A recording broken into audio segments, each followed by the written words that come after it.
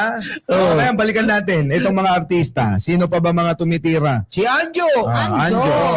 Alam naman natin si Anjo. Kamustahin muna natin yung Paranaque. Ano bang lagay ng ano Di ngayon? kasi para bang kung magsalita na magnanakaw daw ang Pangulo kahit walang ebidensya, siya yung may ebidensya. Unang-una, natulpo ka.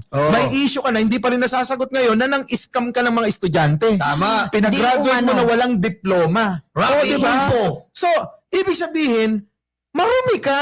Marumi ka, Anjo. Ano ka rumi? Di ba? At bilang naging, kung hindi ako nagkakamali, konsyal or vice mayor ng Paranaque. Naging konsyal ba o vice mayor? Vice Mayor. Ng Paranaque. Oo. Ang tanong ko, di ba, kaya nga hindi ka na manalo? Dahil nga daw maraming katiwalian na nung ikaw naging politiko dyan sa Paranaque. Tama. I think, Boss Mike, yung mga taong yan, syempre, 'di ba, dahil wala nang mundo sa sa showbiz. Laos na, 'di ba? Ginagawang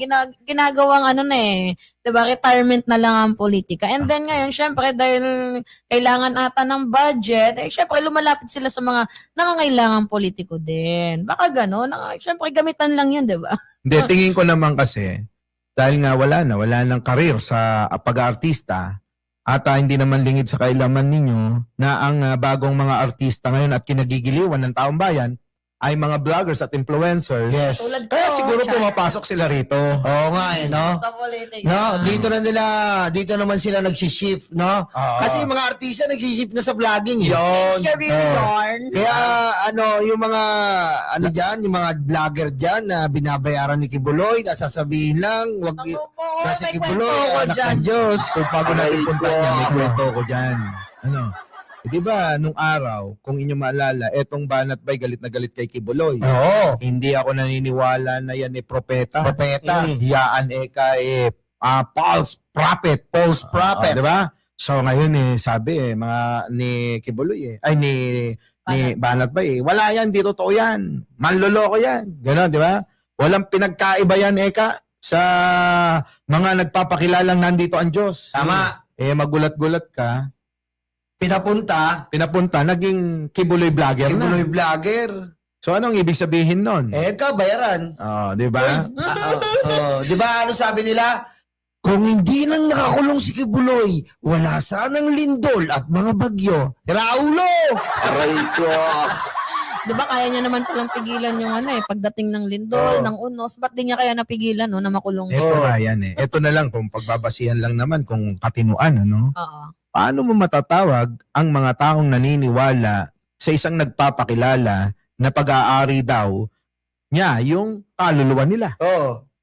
Di ba? Alam mo, Tayo may mga paniniwala tayo. Iba relihiyon neto, iba relihiyon ko. Kayo rin siguro. Tama. So ngayon, paano ka maniniwala doon na nagpapakilala siya na akin, pag-aari ko ang inyong kaluluwa. Pag-aari ko ang sanlibutan, alam mo sa Biblia, ang sino mang mag-ari ng sanlibutan at magsabi na siya ang magliligtas, ang turing doon ay demonyo. Kaya Wala, ibig sabihin, demonyo si Kibuloy. Wala ko sinabing demonyo si Kibuloy, pero sino man ang may-ari, ang ariin niya, ang kaluluwa mo, ay ituturing na demonyo. Si Kibuloy kasi, mahilig yan sa mga ari. Kanino? Mga bata na ari. Ari ng mga lupa. Pag nag-drive yan, ayaw niya sa drive, gusto niya sa minor. Sa usapin naman na yan, that is factual. May kaso talaga. Hindi, pero totoo naman kasi yun, kaya nga siya nakulong ngayon dahil dyan sa mga ganyang mga gawain sa pang-aabuso ng mga kabataang kababaihan. Yan ang kinakaharap niya ngayon. Pero expect the unexpected after this. Andun na naman yung mga yun. Sinabi na naman yung mga ganito, ng mga ganyan, yung grupo ni Mike Cervera, yung Vengador, binabanata kami, kinagkakagitan. Yan yung narrative nila yan. Alam nyo, sa totoo lang, eto naman, kung ganyan ang narrative nyo, liliwanagin ko lang. Sabi ko nga kanina, bago kami mag-umpisa rito, masyado talagang grabe tong ginawa ni Duterte sa ating mga Pilipino. Abala. Sobrang abala. Wala pa si Mima nun, Imbis na wala dito si Mima, wala ka. Wala lahat yung mga taong nag-aasikaso rito. Kung walang mga Duterte na naninira ngayon sa ating gobyerno. Correct. Wala kami rito. Totoo. Di ba? Imbis na okay na kayo ng unit team eh. Oo. Makipagkaisa ka na lang, patapusin mo ng terno para sumunod ka. Hindi, naatat ka kagad eh. Yun Dalawang na buwan nga. pa lang, gusto mo na Imbis maupo na- presidente. Imbis na mga minamahal si Mima ay nagbababuyan. Imbis na si Mima Alicia nagtatanim ng palay. Syempre, 'di ba, busy tayo sa Magkayakap gawa. ni Jake. Oo, kaya ka ni Jake. 'Di ba? Beng bang dito, beng bang doon. Beng Bador! Beng bang doon. Bengador yan. 'Di ba? Nandito tayo ngayon kasi kailangan natin talagang ipagtanggol ang ating presidente kasi sobrang mali na talaga yung kanilang ginagawa. Pero alam nyo, sa totoo lang, lagi tayo doon sa tama. Kung sino ba ang tama. Yung iba kasi na nabubulagan sa mga propaganda na minamadali yung mga bagay-bagay na dapat hinihintay. Tulad nga niyan, na itong mga nagkasala, mga magnanakaw na binunyag. Katangi-tangian. Si Pangulong Bongbong Marcos lang ang nakagawa na ang mga magnanakaw ay ibunyag niya sa kanyang panunungkulan at karamihan, yung ilan ay nasa gabinete pa niya at yung ilan ay mga hindi malayo sa kanya. Boss, Di ba? may tanong lang ako. Ganito. Bago ang lahat, Boss Pinigil Mike. mo ako eh. Sandali, Pupunta na ako doon pipiliin sa ko kayo. pinsan.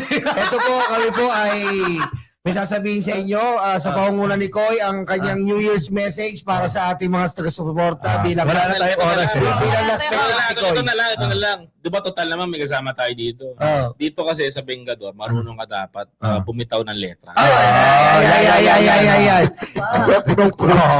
Diba? Dali na. Umpisa mo, Mima. Susunod si Boss Mike. Tapos sige. Ako Koy na yung ako. nasa ko yung babae.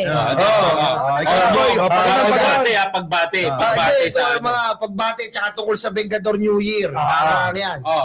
ganito, parang flip top. Mauna ako, sunod ka. Sunod si boss. Sige. Uli ako. Ay, uli si Mima. Ito. Gusto namin sa mga kababayan natin na maging masaya kayo sa bagong taon na nagdaan. Ngunit meron talaga tayong dapat na pagtuunan ng pansin at dapat banatan. Mga issue sa bayan na talaga nga namang pahirap sa mga Pilipino at tayong mga tao ngayon ay talagang nag-aantay na ng pagbabago. Gusto nga natin na may mapakulong pero due process pa rin ang ating iniintindi. Di na pwede yung A sa bansa natin dahil wala nang A sa ating ngayon.